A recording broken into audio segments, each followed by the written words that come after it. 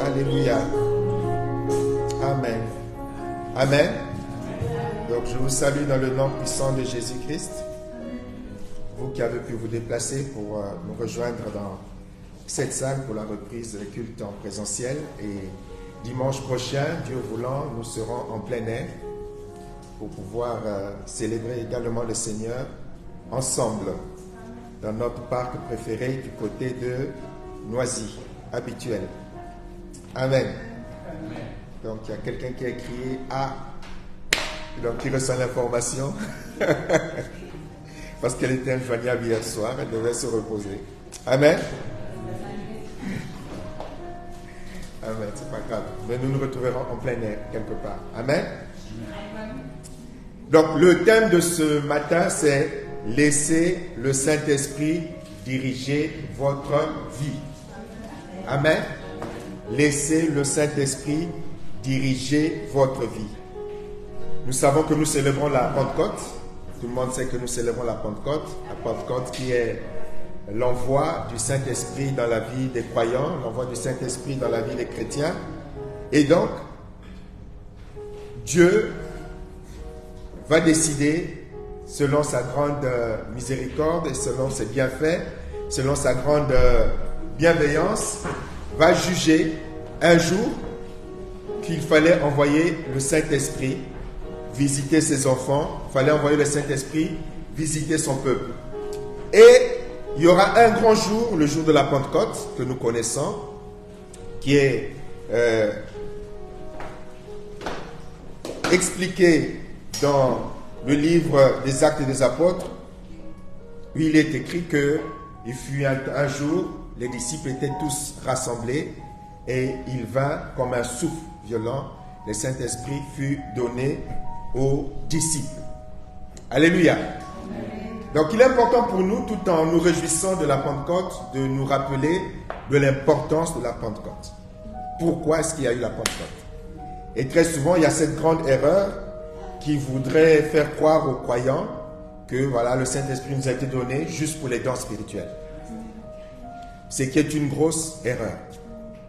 Le Seigneur a dit, vous recevrez une puissance et vous serez mes témoins. Amen. Nous commençons aujourd'hui, nous terminerons peut-être mardi. Mais il est important de rappeler l'essentiel de la Pentecôte. Que le Saint-Esprit nous a été donné pour que nous puissions servir de témoins. Servir de témoins de la réalité de la mort de Jésus. Servir de témoins de la réalité de la résurrection de Jésus-Christ. Pour que ceux qui sont perdus, ceux qui sont égarés, puissent avoir cet espoir que eux également, ils peuvent parvenir au bénéfice de la mort et de la résurrection de Jésus-Christ. Et le Saint-Esprit nous a été donné pour cela. Pour résumer, pour rentrer tout de suite dans le vif du sujet, pour que nous puissions mener une vie sainte. Pour que nous puissions mener une vie dans la sanctification. Pourquoi il était nécessaire que nous puissions recevoir le Saint-Esprit et que nous puissions ainsi être capables d'être conduits dans la sainteté, d'être conduits dans la sanctification, mais parce que c'est tout simple, la Bible le dit que sans la sanctification, personne ne verra Dieu. Amen. Ceci, nous pouvons le trouver dans Hébreux, chapitre 12, au verset 14. Hébreux 12, au verset 14, il est écrit de rechercher la paix avec tous et la sanctification sans laquelle personne ne verra Dieu. Sans la sanctification, personne n'ira au ciel. Alléluia. Sans la sanctification, personne ne verra Dieu. C'est tout le sens de la nouvelle naissance, comme cela nous est expliqué dans 2 Corinthiens chapitre 5, verset 17. Si quelqu'un est en Christ, il est une nouvelle créature. Les choses anciennes sont passées, voici toutes choses sont devenues nouvelles. La sanctification se trouve, entre autres, résumée dans ce passage. Toutes choses deviennent nouvelles. Les choses anciennes sont passées, voici toutes choses deviennent nouvelles. On a là le principe de la sanctification. De l'ancienne vie à la nouvelle vie. Des choses passées vers les choses nouvelles en Jésus-Christ. C'est le processus de la sanctification. On part d'un point vers un autre point. C'est le processus de la repentance. On part d'un point vers un autre point. La repentance étant le changement de vie. Souvent on pense que la repentance c'est juste demander pardon à Dieu. Non, la repentance c'est changement de vie. Avant tu menais une certaine vie, maintenant tu rentres dans une nouvelle vie. Tu rentres donc dans le processus de la sanctification. Donc tu peux être baptisé, si tu ne rentres pas dans ce processus de sanctification, lorsque le Seigneur Jésus-Christ reviendra, tu n'iras pas au ciel. Tu ne seras pas au paradis. Là, nous avons chanté tout à l'heure ce chant qui dit que quand Jésus reviendra pour chercher son église, la trompette sonnera. Mais si tu n'es pas dans le processus de la sanctification, si tu n'es pas dans la sanctification, la trompette sonnera, mais toi, tu ne pourras pas chanter la. Amen. Tu vas pleurer. Alléluia. Un autre passage nous dit ce que Dieu veut, c'est dans 1 Thessaloniciens chapitre 4 verset 3, il est écrit ce que Dieu veut, c'est votre sanctification. Votre sanctification. C'est que vous puissiez mener une vie sainte. Alléluia. Votre sanctification. Et la sanctification, comme je l'expliquais, ce n'est pas un processus, un principe étrange, c'est un principe élémentaire des personnes qui un jour menaient une certaine vie et qui maintenant mènent une autre vie. Comme cela est expliqué de plus clairement dans Éphésiens si je le retrouve, Éphésiens chapitre 2, du verset 1 au verset 3, qui dit donc ceci. « Autrefois, vous étiez spirituellement morts à cause de vos fautes, à cause de vos péchés. Vous vous conformiez alors à la manière de vivre de ce monde. Vous obéissiez au chef des puissances spirituelles de l'espace, cet esprit qui agit maintenant en ceux qui s'opposent à Dieu. Nous tous, nous étions aussi comme eux. Nous vivions dans les désirs. Nous vivions selon les désirs de notre propre nature. Nous faisions ce que voulait notre corps et notre esprit. Ainsi, à cause de notre nature, nous étions destinés à subir le jugement de Dieu comme les autres. » Il nous est décrit ici la situation d'avant notre conversion. Que nous marchions selon nos propres désirs. Que nous marchions selon nos propres pensées. Nous marchions selon nos propres conceptions. Nous marchions en fait, là la Bible dit, nous explique en fin de compte que nos propres pensées, nos propres désirs, notre chair, en réalité, nous marchons selon l'influence des démons. En fait, avant la conversion, nos pensées, nos désirs, notre chair étaient sous l'influence des démons, étaient sous l'influence du diable. De sorte que nous faisions même ce qui nous faisait souffrir. Nous savions que ce que nous faisions était honteux, mais nous le faisions quand même. Nous savions que ce que nous menions comme vie était une vie de désordre, mais on le faisait quand même parce que nous étions incapables de faire autrement. Là, quand je parle d'avant d'avoir rencontré le Seigneur, même ceux qui ont été baptisés, qui n'ont pas fait une véritable rencontre avec le Seigneur Jésus, sont encore dans cette condition de vie. Amen. Le fait, ce n'est pas d'être baptisé, le fait, c'est de donner réellement sa vie à Jésus. Et beaucoup de ceux qui sont baptisés, qui vont à l'église, beaucoup parmi eux n'ont pas encore réellement donné leur vie à Jésus et marchent encore selon leurs propres désirs, marchent encore selon la chair, marchent encore selon leurs propres pensées. En fait, ils sont encore sous l'influence des démons. Parce que ce n'est pas le baptême qui change quelque chose. Alléluia. C'est pour cela que la Bible explique que le jugement commencera par la maison de Dieu, c'est-à-dire au milieu de ceux qui se prétendent chrétiens. C'est pour cela que la Bible rappelle à plusieurs reprises au travers des épîtres que bien qu'étant chrétiens, si nous ne faisons pas attention le jour où le Seigneur va revenir, nous serons surpris. Ceux auxquels le Seigneur dit « Retirez-vous de moi parce que vous commettez l'iniquité », ce sont des gens qui ne vivaient pas dans la sanctification. Dit, je ne vous connais pas, retirez-vous de moi. Et ils pourront dire, mais nous avons fait ceci, nous avons fait cela, nous avons entendu, nous avons fait ceci en son nom, entendant. Le Seigneur leur dira, retirez-vous de moi, vous qui commettez l'iniquité, c'est-à-dire vous qui êtes encore esclaves du péché. Or, si on est encore esclave du péché, ça veut dire qu'on ne marche pas selon la sanctification, selon la sainteté de Dieu. Amen. Donc nous étions de ce nombre sous influence des démons. Nous pensions que c'est nous qui décidions, je fais ce que je veux. Mais en fait, non, tu fais ce que le diable te demandait de faire. Mais tu ne pouvais pas le reconnaître parce que tu croyais que c'était toi qui dirigeais ta vie. Tu ne pouvais pas le croire parce que tu croyais que c'était toi qui décidais. Mais en réalité, c'est le diable. Tant que tu n'as pas réellement donné ton cœur, ta vie à Jésus, c'est le diable qui dirige.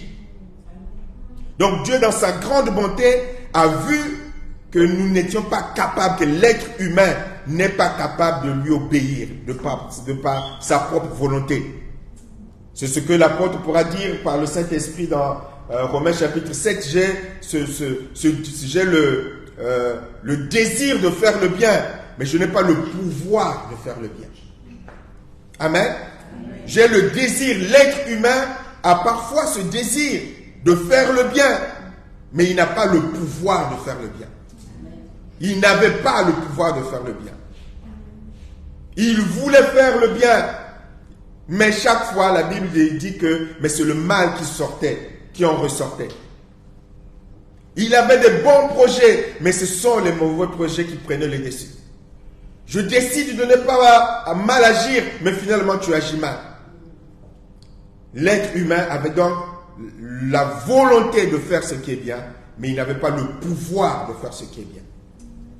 C'est pour cela que Dieu va envoyer son Esprit Saint. Amen. C'est pour cela que Dieu va donner l'Esprit Saint. Pour que non seulement que tu aies la volonté, mais que tu puisses aussi avoir le pouvoir de faire ce qui est bien. Dieu a donné son Esprit Saint pour cela. Pour nous libérer de l'influence du diable, pour nous libérer de l'influence de la chair, pour nous libérer de l'influence des démons, pour nous libérer du pouvoir du péché. Il va donner son Esprit Saint. C'est pour cela que la Pentecôte a été donnée, pour que nous devenions des enfants de Dieu. Comme dit la Bible, c'est par son Esprit Saint que nous pouvons dire Abba Père, que nous pouvons dire Papa. Sans le Saint-Esprit, tu n'es pas un enfant de Dieu. Alors vous pouvez dire, mais nous on va à l'église dans le Saint-Esprit. Ce n'est pas parce que tu vas à l'église. Et la Bible le dit dans Romains chapitre 8, il le dit, hein, si vous n'avez pas, si réellement à plusieurs reprises, le Saint-Esprit, par la bouche de l'apôtre Paul, quand vous lisez les épîtres, il met au défi l'église, les chrétiens, de démontrer qu'ils ont le Saint-Esprit. Quand vous lisez, ne lisez pas comme de façon littéraire, mais vivez-le comme un dialogue. Quand il écrit à l'église, vous verrez que parfois il est tense. Dit, mais si réellement vous marchez selon l'Esprit Saint, mais vivez selon l'Esprit Saint. Démontrez que vous avez l'Esprit Saint. Pas en parlant en langue, mais démontrez par la qualité de vie que vous avez l'Esprit Saint. Tout le monde peut parler en langue, même les possédés parlent en langue. Tout le monde peut prophétiser, même les possédés prophétisent. Amen. Le diable peut imiter tous les dons spirituels, mais le diable ne peut pas imiter le fruit du Saint-Esprit. Parce que ce n'est pas dans sa nature. Alléluia. C'est comme si vous demandiez à la couleur noire de devenir blanche. Ce n'est pas possible. Noir, c'est noir. Blanc, c'est blanc. Alléluia. Noir, c'est noir. Blanc, c'est blanc. Le diable peut imiter tous les dons spirituels. Il peut même prendre le visage de Maman Carmen dans les rêves pour que vous puissiez dire Maman Carmen est une sorcière.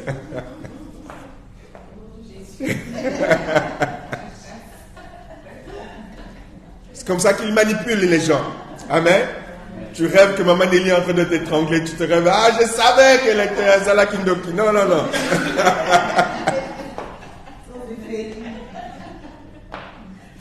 Amen.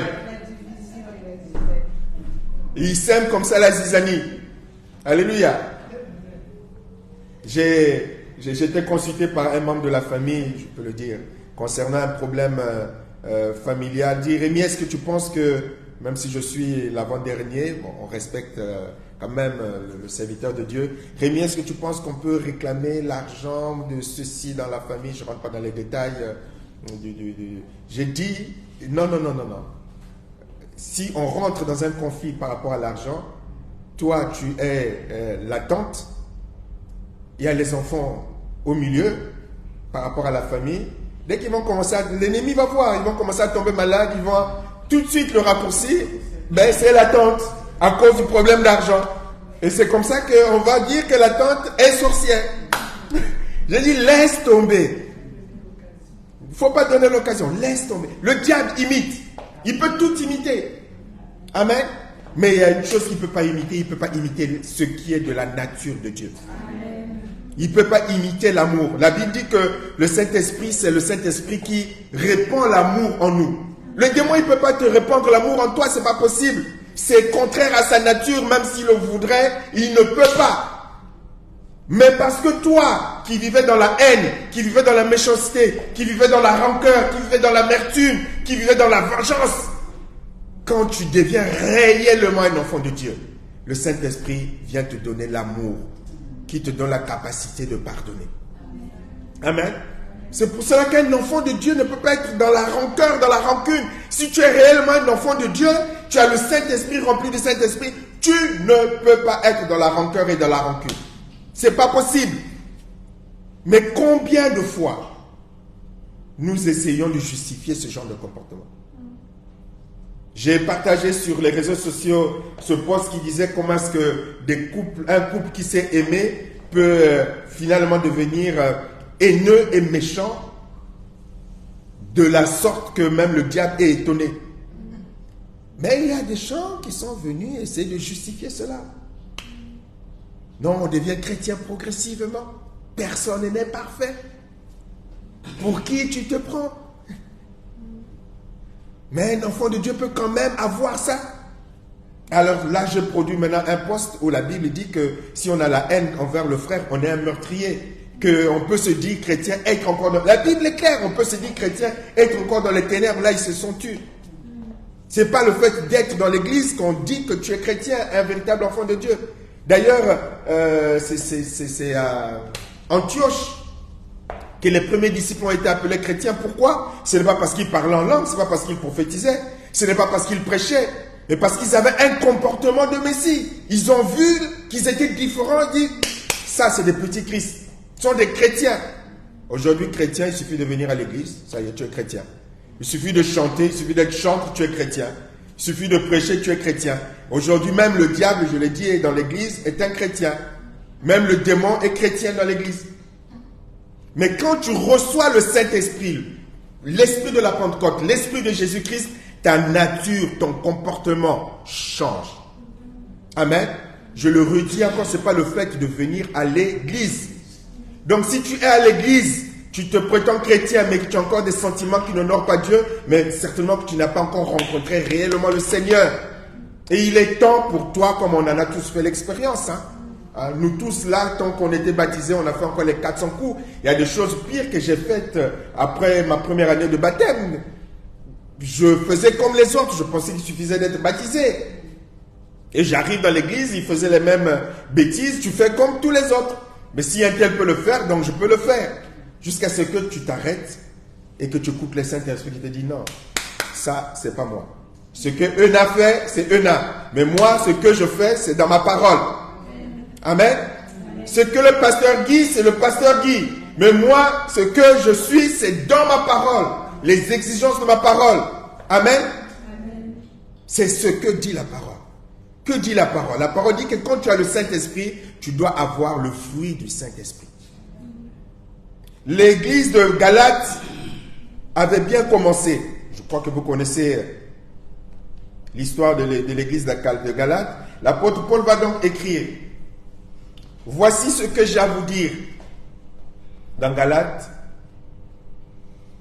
on commence par Galate chapitre 5, versets 7 et 8, avant d'enchaîner. L'apôtre Paul va dire: vous courriez bien qui vous a arrêté pour vous empêcher d'obéir à la vérité. Cette influence ne vient pas de celui qui vous a appelé.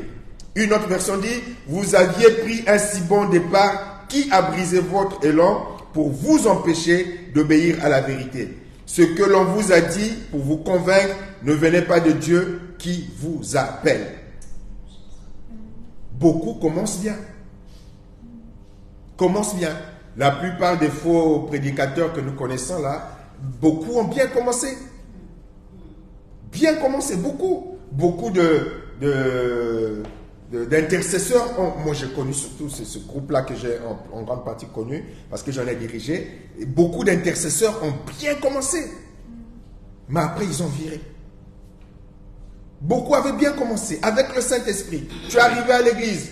Jonathan prêchait, tu entendais Jonathan prêcher, tu dis mais ce jeune homme là, comment il peut avoir une telle inspiration, vraiment, il médite la parole. 20 ans après, mais qu'est-ce qui est arrivé à Jonathan? Continue. Excellent. Timothée, Philippe, ces jeunes qui prêchaient, qu'est-ce qui leur est arrivé? Si vous ne veillez pas, vous voyez, c'est arrivé avec des gens qui avaient commencé avec le Saint-Esprit. Ce qui compte, ce n'est pas aujourd'hui. Ce qui compte, c'est la suite. Jusqu'à la fin. Que vous soyez capable de dire, voilà, comme l'un de nos pasteurs, parce que vous en avez pasteur Carmel aussi à côté, qu'elle ne fasse pas une crise de jalousie. L'un de mes pasteurs, Guy Rémy, baptisé jeune, à partir de 19 ans, il s'est vraiment engagé avec le Seigneur. Le minimum, c'est que lorsqu'on va atteindre son vieil et grand âge, qu'on soit toujours capable d'apporter la parole de Dieu. Au moins au minimum. Amen. Et on va même battre son record, même jusqu'à la vieillesse, on sera encore là. Amen. Alléluia. Amen. Mais ceux de Galate, ils avaient bien commencé, ils avaient le Saint-Esprit, ils avaient les dons. Mais après, ils vont tomber sous des mauvaises influences. Et aujourd'hui, la Pentecôte est devenue une occasion de juste de faire la fête, de parler des dons du Saint-Esprit. Vous verrez la plupart des prédications concernant la Pentecôte va être les dons du Saint-Esprit. Mais on l'a vu et la Bible le dit, tu peux avoir les dons et tu vas aller en enfer. Tu peux avoir les ministères de puissance, tu vas aller en enfer. La seule garantie, c'est la nouvelle naissance. Donc beaucoup avaient commencé avec cette exigence de la nouvelle naissance. Comme l'église de Galate. Et l'apôtre Paul va leur dire, mais vous avez commencé avec l'esprit. Philippe, lorsqu'on t'entendait prêcher là, tu avais tellement de philosophie que parfois on avait mal à la tête, pas avec la profondeur. Mais maintenant, tu es devenu, tu nous parles maintenant du bouddhisme, tu nous parles maintenant de l'hindouisme, tu nous parles maintenant du yoga. Mais qu'est-ce qui t'est arrivé? C'est un peu ce que l'apôtre Paul va dire, mais qu'est-ce qui t'est arrivé? Il faut veiller à ce que l'influence du ramassis, des mauvaises fréquentations, viennent remettre en question l'exigence de sainteté, de sanctification.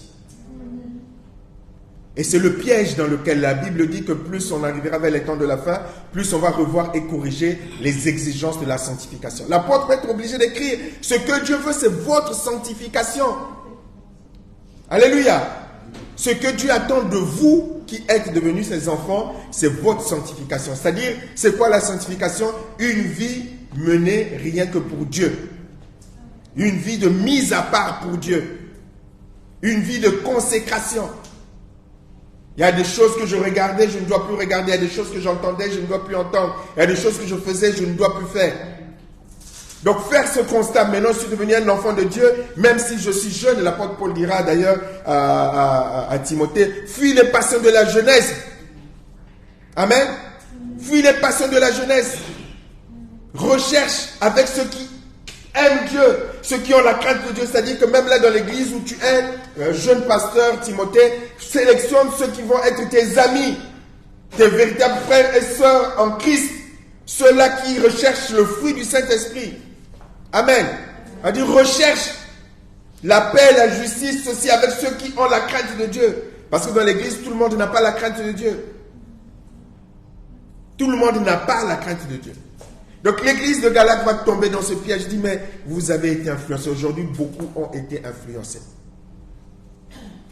Aujourd'hui, comme le rappelait notre pasteur Carmen dimanche dernier, aujourd'hui dans les églises, entre autres, vous ne pouvez plus dire, non, les rapports sexuels, c'est que dans le cadre du mariage. Personnes qui se sont engagées, tu ne peux plus le dire. Dans beaucoup d'églises, le premier concerné, c'est le pasteur, c'est le prophète, c'est la prophétesse. On en a connu. Amen, n'est-ce pas, sœur Réna? Alléluia. Aujourd'hui, on ne peut plus dire que tu n'as pas le droit de haïr. Aujourd'hui, on ne peut plus dire que mais vous êtes un couple chrétien, comment est-ce que vous pouvez arriver à un niveau de dispute où il y a la haine, il y a la méchanceté, il y a le mensonge, où on est capable d'aller mentir aux services sociaux. Mais le dimanche, on chante à l'église. Et il y a différents tristes exemples que personne ne pense que c'est son cas qui est dit parce qu'il y a tellement malheureusement d'exemples maintenant. Beaucoup d'exemples. Amen. Où on se réjouit d'envoyer le mari en prison, de se réjouit d'envoyer la femme en prison, où on se réjouit de priver la femme de ses enfants, où on se réjouit de priver l'homme de ses enfants. Des comportements indignes des enfants de Dieu. Mais on va justifier cela. Aujourd'hui, la sanctification est remise en question. On peut quand même mentir. C'est pas grave. On regardait la pornographie, aller voir les prostituées, c'est pas aussi grave que ça. Alléluia. Parce qu'il suffit d'une fois, 2 fois, c'est fini. Tu commences à revoir, est-ce que c'est vraiment grave? Est-ce que ça va empêcher d'aller au ciel? Amen. Lorsque j'avais partagé ce post concernant la haine et la méchanceté, une des personnes qui réagissait pour dire non, tu ne comprends pas l'amour de Dieu. Je suis allé sur sa page, donc elle est partie là sur sa page. Le Saint-Esprit m'a conduit. Finalement, je suis parti sur sa page. Et là-bas, sur sa page, elle est en train de me répondre. Et j'ai vu un des posts où elle a mis, toujours en répondant, dit, le péché que tu es en train de commettre ne peut pas te séparer de l'amour de Dieu. Je peux le retrouver. J'ai horreur, malheur. Le péché, elle a mis bien en rouge, je le retrouverai. Le péché que tu es en train de commettre ne peut pas te séparer de l'amour de Dieu. Vous voyez jusqu'où on va avec le faux évangile. Et je lui avais répondu dans ce qu'elle mettait en bas de mon poste, parce que j'étais parti là-bas répondre, puis le Seigneur m'a dit non, ne rentre pas dans ça, j'ai effacé, pour expliquer que mais tu confonds tout.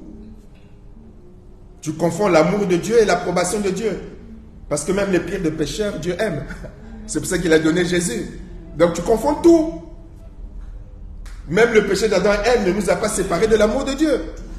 Mais tu confonds avec l'approbation de Dieu et les bénédictions de Dieu. Parce que le péché que tu es en train de commettre va te sortir de l'approbation de Dieu, va t'attirer des malédictions et va te bloquer les exaucements de prière. Et va te rendre vulnérable au diable. Mais ça, tu ne le dis pas. Non, on ne va pas te séparer de l'amour de Dieu. Mais aucun péché n'a été séparé de l'amour de Dieu. C'est pour ça que la Bible dit que Dieu a tant aimé le monde et il continue à aimer le monde. Vous voyez comment le diable déforme les choses. Mais l'ami, eh bien, ne va pas te séparer de l'amour de Dieu. Mais il y a des conséquences. Mais il y a des conséquences. Dieu a toujours aimé le pécheur. Qui est-ce que vous avez vu dans la Bible que Dieu n'a jamais aimé le pécheur? Mais il est le péché. Alléluia. Donc c'est pour dire combien est-ce que la notion de sanctification est de plus en plus est en train d'être remise en question.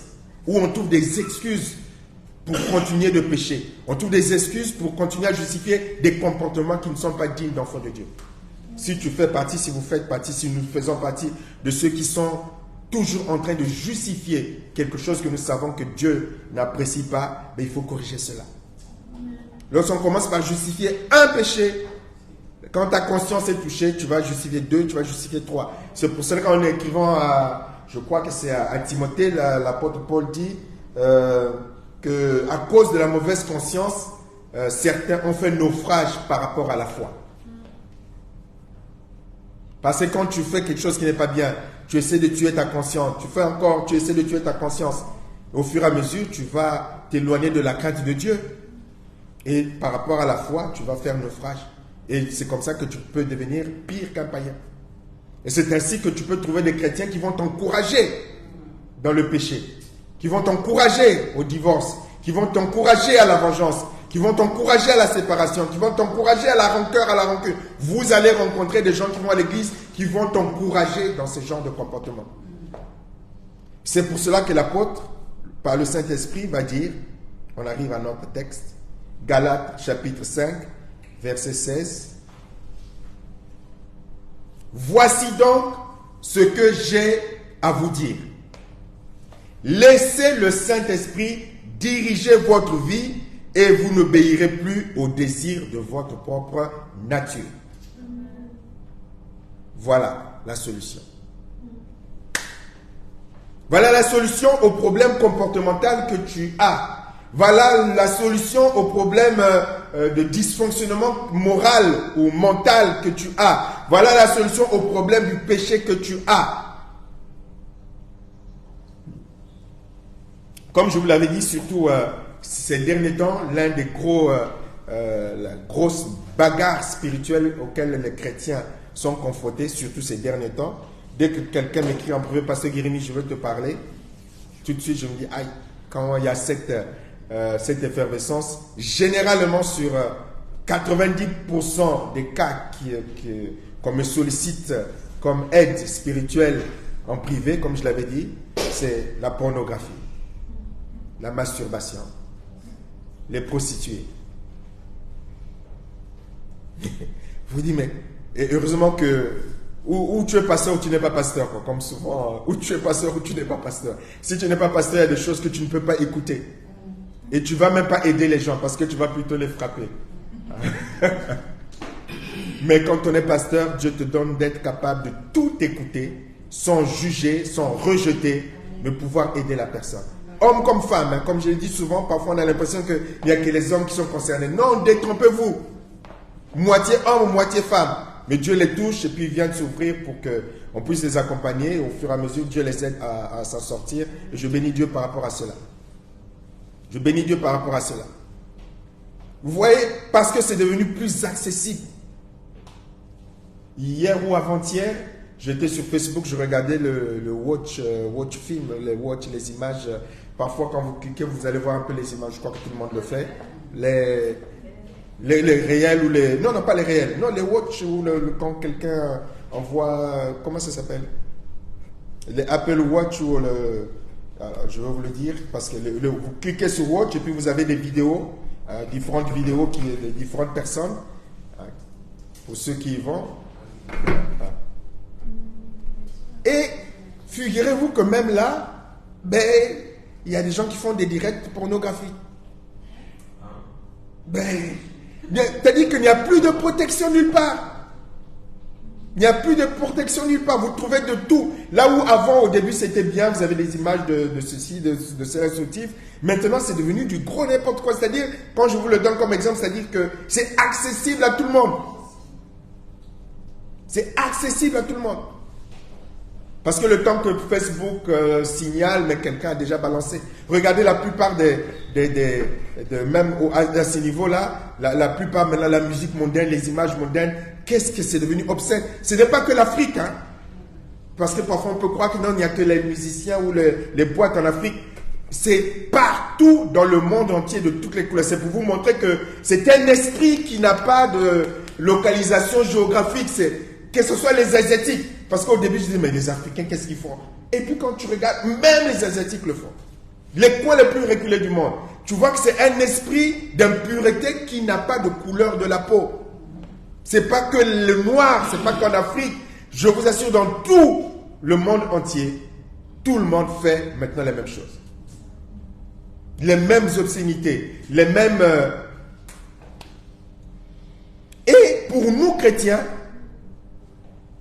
toi qui es tombé dans ce piège, toi qui es tombé dans ce péché, toi qui ne peux pas rester chez toi, tu vas voir les prostituées, tu te lèves, il y a des gens mariés, savez-vous qu'il y a des couples chrétiens qui ont volé en éclats parce que le mari, il ne pouvait pas s'empêcher d'aller au bois de Boulogne voir des prostituées. Et parfois les chrétiens se levaient pour aller le chercher, le ramener, mais non, non, non. Chrétiens, prédicateurs, prophète, parce que c'est une puissance. Candidat à la présidence en France, vous savez de qui je parle. Parce que c'est une puissance, ce n'est pas que charnel, c'est démoniaque. Qui te pousse à faire des choses après. Pasteur Guy-Rémy, je suis encore tombé. Je dis, pasteur, Seigneur, tu m'as donné un corps de pasteur. Je ne vais pas le fusiller parce que je... Mais je vous assure que tu prends le défi sur toi pour dire, mais frère, quand même, comment tu... Je t'ai dit de supprimer tous les liens de ces sites-là, mais pourquoi tu vas encore? Mais tu ne vas pas le dire parce que le lien est déjà à terre, tu ne vas pas l'écraser davantage. Mais si on ne laisse, quand je donne ces exemples, c'est pour dire que si nous ne laissons pas le Saint-Esprit nous dominer, nous diriger, mais on peut se retrouver dans le même état. Il ne faut pas croire que nous sommes meilleurs. Amen. La Bible, dans le passage que nous venons de lire, dit, laissez le Saint-Esprit, voici donc ce que j'ai à vous dire, laissez le Saint-Esprit, donc l'Esprit de la Pentecôte, diriger votre vie et vous n'obéirez plus aux désirs de votre propre nature. C'est-à-dire que tu n'as pas le choix, il n'y a pas de balle au centre. Ou c'est la vieille nature, ou c'est le Saint-Esprit. Amen. Ou tu te nourris de la parole de Dieu, ou tu pries le Seigneur pour que ton comportement change, ta nature change, ou alors...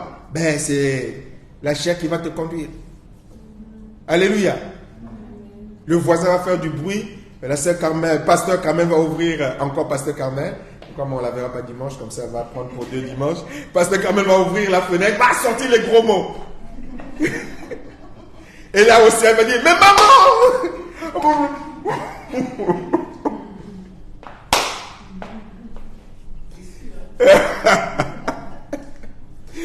Elle ne va pas te rater aussi, ça on sait. On a le même à la maison. Les mêmes à la maison. Amen. Ça peut arriver. Amen. Et c'est là où tu réalises, je me suis déconnecté de mon Dieu. Quand je dis je me suis déconnecté, dans le sens où je n'ai pas convenablement mangé. Je ne me suis pas laissé convenablement être averti. Je ne me suis pas préparé. L'une de mes devises, c'est toujours être prêt. Alors si je peux vous le partager, ça vous aidera peut-être. Toujours être prêt à être utilisé par Dieu.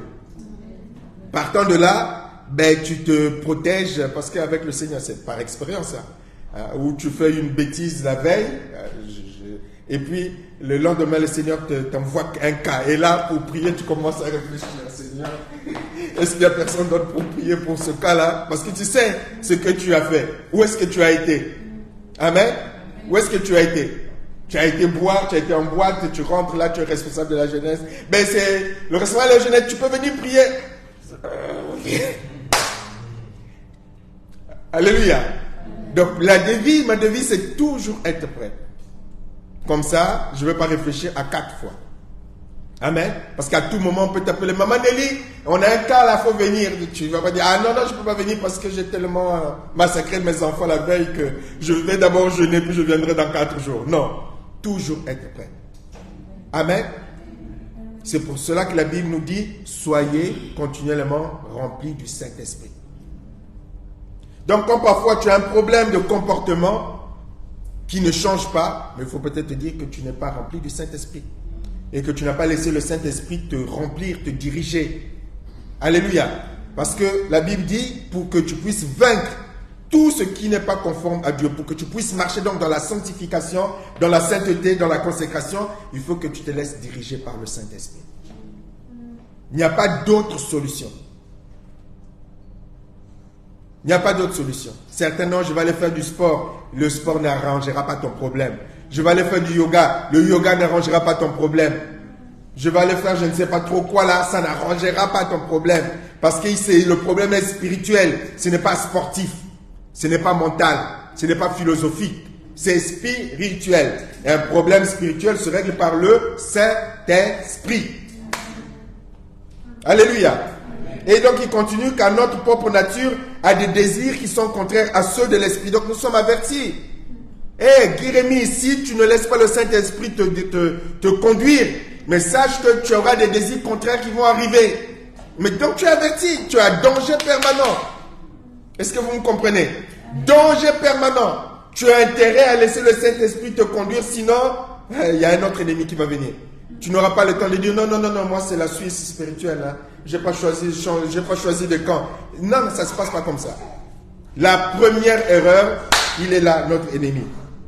Donc, sont contraires à ceux de notre nature. Ils sont complètement opposés l'un à l'autre, de sorte que vous ne pouvez pas faire ce que vous voudriez. Mais si l'esprit vous conduit, alors vous n'êtes plus soumis à la loi. On sait bien comment se manifeste l'activité de notre propre nature. Donc, les œuvres de la chair sont quoi? L'immoralité, l'impureté, le vice, le culte des idoles, la magie, les gens se haïssant les uns les autres, se querellent, sont jaloux, ils sont dominés par la colère, les rivalités, ils se divisent en partis et en groupes opposés, ils sont envieux, ils se livrent à l'ivrognerie et à des orgies. Ça, ce sont les œuvres de la chair. Regardez toutes ces églises qui sont encore dans les divisions. C'est pour ça que je disais au pasteur Carmel, moi je bénis vraiment le Seigneur à d'autres aussi. Le nombre que nous sommes, au moins, on fait l'économie de régler les problèmes charnels. Sincèrement, moi, je ne suis pas de ceux qui disent je voudrais avoir une grande église. On en a fait l'expérience avec l'évolution qu'on a eue. On passait plus de temps, n'est-ce pas, Maman Chantal? On passait plus de temps à régler des problèmes qu'à faire le ministère. Alléluia. Aujourd'hui, pasteur Carmel rentre chez elle. C'est pas Oran qui va l'appeler pour dire « Tante Géos m'a frappé !» Tante Géos m'a insulté. Non, ça n'existe pas. Alléluia. Ça n'existe pas. Elle rentre chez elle. Quand elle a un coup de fil de Maman Michel, c'est pour autre chose. C'est pas pour que le pasteur se prenne la tête et dire « Bon, je vais encore mettre les chaussures. Je vais encore aller régler le feu qu'il y a là-bas. » Non, c'est fini. Alléluia. Alléluia. Mais regardez le nombre d'églises, il n'y a que des divisions, que des querelles, que des jalousies. La sœur Oran ne va pas dire, il y a Euna qui est là-bas, d'abord, pourquoi est-ce qu'elle dirige, elle, le pasteur Jérémie, si c'était moi à sa place, elle ne dirigerait pas du tout celle-là. Dirigerait pas du tout celle. Donc là, il y a les rivalités. Alléluia. Sauf si je me trompe, avec ton église, pasteur Carmel, nous ici, il n'y en a pas là. Est-ce que ton église, je dis ce que je dis, est vrai ou pas? Bon, alléluia. Sinon, je convoque votre pasteur. Amen. Au moins, on est tranquille. Au moins, on est tranquille. On sait que tous ceux qui sont là, ce sont des disciples qui aspirent pour l'instant, et j'espère pour toujours, jeunesse compris, n'est-ce pas? Qui aspirent à vivre, à marcher, à fonctionner comme des enfants de Dieu. Alléluia. Et que le Seigneur rajoute, mais ceux qui ont la même crainte. C'est pour cela que ne soyez pas étonnés, ceux qui viennent ou qui sont venus lorsqu'on est dans l'autre salle, et quand ils sentent que là, ils ne feront pas leur cinéma, ben ils s'en vont d'eux-mêmes. Alléluia. Amen. Ils s'en vont d'eux-mêmes. On veut dormir en paix. Hein? Que Tata Stani soit tranquille, soit en paix là. Voilà, personne ne cherche la tête à sa chérie. Non, tranquille. Alléluia. C'est ça l'église. Une église où il y a le fruit du Saint-Esprit, c'est-à-dire que les gens sont remplis du Saint-Esprit, mais c'est une église qui est dans la paix. Amen. C'est une église qui est dans la paix, c'est une église qui est dans la fraternité. C'est une église qui est dans la solidarité. On était à un mariage samedi, il y a eu un repas de mariage, et Michel disait, mais même nous, notre église, lorsqu'on fait le repas, c'est largement mieux à payer, un traiteur payé. Hein. C'est largement mieux que ça. Et c'est vrai. Nos repas, on mange mieux et il y a plus que ce mariage où on a déboursé, il m'a dit finalement 3500 payé à un traiteur. Le vin d'honneur, même Maman Chantal elle-même ferait un meilleur vin d'honneur. Amen. Tu vois, c'est lorsqu'on sort un peu qu'on s'est dit finalement, Seigneur, on te bénit pour ta grâce. Amen. Donc une église, vous imaginez une vraie église avec les gens qui sont animés de l'esprit de la Pentecôte, dans l'esprit de la Saint-Esprit. Déjà le Saint-Esprit, la nature de Dieu, tu as la paix dans cette église. Amen. Tu as la paix parce que le Saint-Esprit c'est amour et paix. Amen. Ce sont les deux notions fondamentales de Dieu. La paix et l'amour. Amen. La paix et l'amour. C'est pour ça que la Bible dit que Dieu est amour et la paix de Dieu qui surpasse toute intelligence. Donc, quand tu es quelqu'un de paisible comme Maman Nelly, ben, tu ne vas pas avoir des problèmes avec les gens. Amen. Elle ne va pas avoir des problèmes, mais ce sont les autres qui vont chercher des problèmes. Amen. Et la Bible dit, autant que cela dépend de vous. Quand ça dépend de nous, on est en paix. Mais ce sont les autres qui vont vous fabriquer des histoires. Donc, lorsqu'on a l'esprit de la Pentecôte, l'esprit de Dieu, c'est la nature de Dieu qui prédomine dans nos comportements. Donc, il n'y a pas de querelle, il n'y a pas de jugement, il n'y a pas de médisance, il n'y a pas de calomnie, il n'y a pas de paroles, voilà, maman Oran et Michel d'un côté, on oublie ton ex-sœur et Nelly d'un autre côté. Voilà. Non, il n'y a pas de ça. Il n'y a pas de ça. C'est l'ex-sœur, hein, depuis qu'elle est devenue. Il n'y a pas de ça. Est-ce que vous voyez? Mais c'est ça qu'on devait rechercher avant tout dans nos églises. Pas l'esprit de comparaison où les chantres se tirent les uns les autres. La jalousie est là, les querelles sont là, les crocs en jambes sont là. Rien de bon. Les gens chantent ensemble, prient ensemble, mais tu sais bien que Dieu n'est pas dedans. Amen. Dieu n'est pas dedans. Des églises où on le rappelle aussi, Pasteur Carmen, où on ne peut plus faire d'agapé. Parce que les jalousies sont telles que même dans le repas, dans les boissons, on a peur de s'empoisonner. Le pasteur est le premier à ne pas manger dans cette église. Vous voyez à quel niveau? Et on dit qu'on a le Saint-Esprit. Non, si tu as réellement le Saint-Esprit, si tu es réellement un enfant de Dieu, mais tu ne peux pas être dans ces comportements. On a détourner l'esprit de la Pentecôte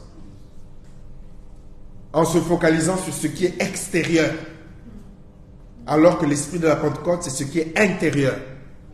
Et quand l'intérieur est changé, le fruit qui s'en dégage, c'est un fruit qui glorifie Dieu. C'est un fruit qui glorifie Dieu. On continuera dimanche. C'est un fruit qui glorifie Dieu. Voilà ce qui est exprimé mardi, pardon. Merci. Mais ce que l'Esprit Saint produit, c'est l'amour. C'est la joie. C'est la paix. C'est la patience. C'est la bienveillance. C'est la bonté. C'est la fidélité. C'est la douceur. C'est la maîtrise de soi. Quand on a l'esprit de la Pentecôte, voilà ce qui prédomine. Amen. L'Esprit Saint a été donné pour ça. On verra mardi, on reviendra là-dessus. On l'a déjà vu. C'est pour enrayer l'œuvre de la chair. Le Seigneur Jésus-Christ a été donné à la croix pour que le corps du péché soit détruit. Pour que la loi du péché et de la mort soit remplacée par la loi de l'esprit de vie en Jésus-Christ. Amen. La loi du péché, c'est la loi qui t'oblige à faire ce qui n'est pas bien. La loi de l'esprit, c'est la loi qui te rend capable de faire ce qui est bien. La loi du péché te donnait pas le pouvoir d'obéir à Dieu. La loi de l'esprit te donne le pouvoir d'obéir à Dieu. L'esprit de vie en Jésus-Christ m'a libéré de la loi du péché, de la mort. C'est ce qui nous est expliqué dans Romains chapitre 8. Il n'y a plus de condamnation. Avant, tu étais condamné à faire les œuvres de la chair à cause des démons qui dirigeaient, qui manipulaient, qui influençaient tes mauvais désirs et tes pensées. Maintenant, par le Saint-Esprit, tu as le pouvoir de dire non. Non aux gros mots, non à la colère, non aux insultes, non à tout ce qui dans ton comportement ne glorifie pas Dieu. Amen. Tu deviens capable de dire non. Et tu dois te débrouiller, faire de sorte que dans ton comportement, hein, les jeunes, vous devez vous débrouiller, tous ces jeunes convertis, vous débrouillez pour que dans votre comportement, on puisse retrouver l'amour. Les vieux et les vieilles également. Qu'on puisse trouver l'amour dans tout ce que vous faites. La joie dans tout ce que vous faites. Amen. La paix dans tout ce que vous faites. La patience dans tout ce que vous faites. La bienveillance, la bonté, la fidélité, la douceur et la maîtrise de soi. La maîtrise de soi. Monsieur Timothée, la maîtrise de soi. La maîtrise de soi. Monsieur Philippe, la maîtrise de soi. Madame, maman, la maîtrise de soi. Je ne sais pas si je mangerai à la maison après ça. La maîtrise de soi. Nous devons rechercher le fruit du Saint-Esprit. C'est cela l'esprit de la Pentecôte. Le Saint-Esprit a été donné pour ça. Pour que nous devenions des enfants de Dieu. Je vais m'arrêter sur cette pensée. Pour que nous devenions des enfants de Dieu. Des enfants de Dieu qui manifestent le comportement qui est exemplaire au comportement de Dieu. Qui est exemplaire par rapport à la nature de Dieu. Qui est exemplaire par rapport aux motivations de Dieu. C'est cela, l'esprit de la Pentecôte. L'esprit par lequel nous nous reconnaissons enfants de Dieu. Alléluia. C'est pour cela que la parole dira, si réellement vous êtes conduit par le Saint-Esprit, marchez alors, c'est la fin du passage de Galates, qui dit, si réellement, je vais le lire et puis on va terminer par ça, Galates chapitre 5, parce qu'elle dit, non, j'ai le Saint-Esprit, je suis rempli du Saint-Esprit, c'est pas ça qui compte, c'est que le Saint-Esprit puisse agir en toi, c'est ça qui compte, amen. Galates chapitre 5, qui dit donc ceci, je change de version, Galates 5, verset 25, qui dit, si nous vivons par l'Esprit, marchons aussi selon l'Esprit. Amen. Si nous vivons par l'Esprit, marchons aussi selon l'Esprit. Une autre version dit, l'Esprit nous a donné la vie, laissons-le donc aussi diriger notre conduite. Donc ça dépend de toi. Amen. Amen. Donc parfois, on demande quelque chose à Océane, Océane dit, non, je ne veux pas faire. Et parfois, Océane dit, oui, je veux faire. Ça, c'est un pouvoir que Océane a pour plaire à Dieu ou pour ne pas plaire à Dieu. Amen. C'est un pouvoir que nous avons. Laisser, c'est-à-dire que si tu le veux, amen. Il y a certains qui prient en disant, Saint-Esprit possède-moi. Non, le Saint-Esprit ne possède pas les gens. C'est le démon qui possède, c'est-à-dire qu'il vient t'imposer sa volonté malgré toi. Mais Dieu, lui, il respecte ta liberté. J'ai tout fait. Est-ce que tu veux? Est-ce que tu veux? Amen. C'est-à-dire que c'est toi qui as le pouvoir de laisser Dieu intervenir dans ta vie ou non. Parfois, on aime tellement la facilité qu'on voudrait que Dieu fasse tout à notre place. Ça, c'est d'ailleurs ce que la plupart de ceux qui me consultent demandent. Disent, mais pasteur, est-ce que ça ne peut pas partir comme ça? Est-ce que... Je dis, mais non. Un vide, il doit être rempli par autre chose. Tu as rempli tes pensées, tu as rempli ta réflexion, tu as rempli tes journées des images impures, des pensées impures, des choses impures. Mais il faut inverser. Ce serait trop facile, Seigneur, allez, enlève-moi tout ça, maintenant je deviens sainte brusquement. Je dis, mais non. J'ai dit, mais sinon tout le monde irait au paradis, puisque Dieu rendrait tout le monde parfait. Amen. Il dit, ah oui, pasteur, je n'avais pas pensé à ça. Mais oui, mais sinon Dieu serait injuste. Puisqu'il a le pouvoir de transformer les gens de brusquement comme ça là. C'est trop facile. Il dit, tu as le devoir d'inverser les choses. Tu marchais par la chair, maintenant tu inverses les choses pour marcher par l'esprit. Tu passais ton temps à regarder les films pornographiques. J'ai dit, mais maintenant, aujourd'hui, tu n'as plus d'excuses, mon frère. Tu as maintenant sur ta télé tout ce que tu veux comme prédication. Je dis, ne regarde même pas nos prédications ou mes prédications, mais tu as les moyens de remplir ta journée de prédication, de louange 24 heures sur 24. Il n'y a plus d'excuses. Il dit, ah oui, pasteur, c'est vrai. Oui, mais maintenant, il n'y a plus d'excuses.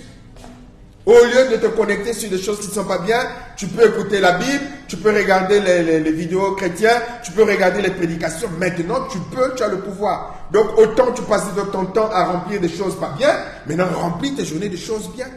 Au début, c'est compliqué parce que tu as laissé le territoire au diable. C'est pas facile, mais la Bible dit qu'il faut se battre jusqu'au péché en luttant contre jusqu'au sang, en luttant contre le péché. Tu as laissé le diable diriger. Ben, il ne va pas partir comme ça, là, la chair va pas. C'est un pouvoir, la chair. C'est un pouvoir, le péché. C'est pour cela que Jésus est venu mourir. Si c'était aussi facile, Jésus ne serait pas venu mourir pour que le pouvoir du péché soit enrayé. Mais il faut changer tes habitudes. Il faut changer tes priorités pour que le Saint-Esprit prenne le dessus. Et c'est cela, l'esprit de la Pentecôte. Puisque l'Esprit Saint nous fait vivre, laissons-nous conduire. Hein, jeune homme? Laissons-nous conduire. Peut-être que ce matin, tu ne voulais pas venir, mais quelqu'un t'a dit, tu dois venir. Tu t'es laissé conduire. Amen. Tu t'es laissé conduire. Elena était peut-être fatiguée avec sa journée de ministre d'hier. Hein? Mais tu t'es laissé conduire, c'est ça. Le Saint-Esprit dit, je te conduis, tu dis, oui, je me laisse conduire. Mais tu peux aussi dire, non, je ne veux pas. Mais ça, c'est toi qui as cette décision. Est-ce que nous allons prier? Je vous prie de nous lever. Est-ce que tu veux te laisser conduire? Est-ce que tu veux te laisser diriger par le Saint-Esprit? Est-ce que tu veux te laisser emmener dans les choses qui plaisent à Dieu? Est-ce que tu veux renoncer aux paroles, aux réactions, aux attitudes parfois qui ne sont pas conformes à ce que Dieu attend de son enfant? Est-ce que tu veux renoncer à ces choses qui ne glorifient pas Dieu pour rentrer dans ce qui glorifie Dieu? Est-ce que tu veux faire ton devoir, comme je le dis souvent, c'est un TD, un TP, travaux pratiques, te surveiller pour dire là, j'avais telle réaction, cette réaction-là, c'était charnel, je veux le remplacer par ce qui est biblique, par le Saint-Esprit. Travailler sur toi. Travaux pratiques, TP, travaux dirigés par le Saint-Esprit, TD. Je ne sais pas si ça existe encore, mais en tout cas à notre époque ça existait. Il faut le faire. Faire le point. Tu m'as donné le Saint-Esprit pour que mon comportement change, pour que mon cœur change, pour que mes réactions changent, pour que mes sentiments changent. Par rapport à mon frère, par rapport à ma soeur, pour que ma bouche soit sanctifiée. Cette bouche qui parle un peu trop là. Par le Saint-Esprit. Alléluia. Alléluia. Je vais demander à notre sœur Réna de nous conduire, de prier par rapport au message. Puis on va rentrer dans la fin de notre culte ce matin. Alléluia. Merci, mon Dieu. Merci pour ton esprit. Merci, Jésus. Le gage que tu mets en nous. Alléluia, Le gage que Seigneur. tu mets en nous, que nous sommes bien tes enfants. Le gage que tu Amen, mets en nous, Seigneur. que nous t'appartenons, Seigneur. Merci, Saint-Esprit de Dieu, pour cette œuvre que tu fais en Alléluia, nous. Jésus. Oui, c'est toi qui produis en nous tout ce qui est de Dieu. C'est toi qui produis Merci, en nous les bons fruits. Ce n'est pas nous, Seigneur, mais c'est bien toi, Saint-Esprit de Dieu. Jésus. Et tu nous interpelles ce matin afin que nous nous laissions totalement diriger par toi, Seigneur. Et nous répondons à l'appel, oui, nous nous laissons diriger par toi. Oui, nous te laissons le contrôle de nos vies. Oui, nous te laissons le contrôle de nos foyers. Oui, nous te laissons le contrôle de notre travail, de nos finances. Oui, nous te laissons le plein contrôle parce que c'est toi qui es notre Dieu. C'est toi qui es l'Éternel. Tu nous connaissais alors que nous étions qu'une masse informe. Tu nous connaissais alors que nous étions dans les pensées de Dieu. Et tu connaissais chacun de nos jours. Il n'y a rien, Seigneur, qui te surprend. Il n'y a rien qui peut t'étonner, Seigneur. Que ce soit dans ce monde ou dans nos vies. Voilà pourquoi, Seigneur, nous te faisons confiance ce matin. Oui, Seigneur, nous faisons le choix de te faire confiance.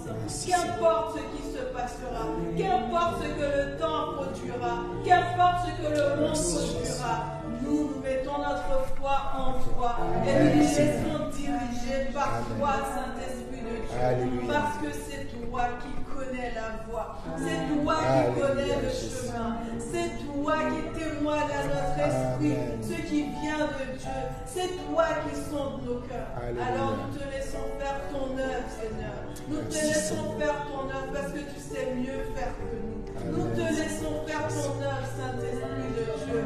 Oh, bien trop souvent nous t'avons mis à l'écart et nous t'en demandons pardon pour cela.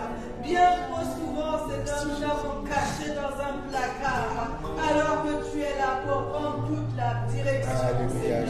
Nous te demandons pardon pour cela.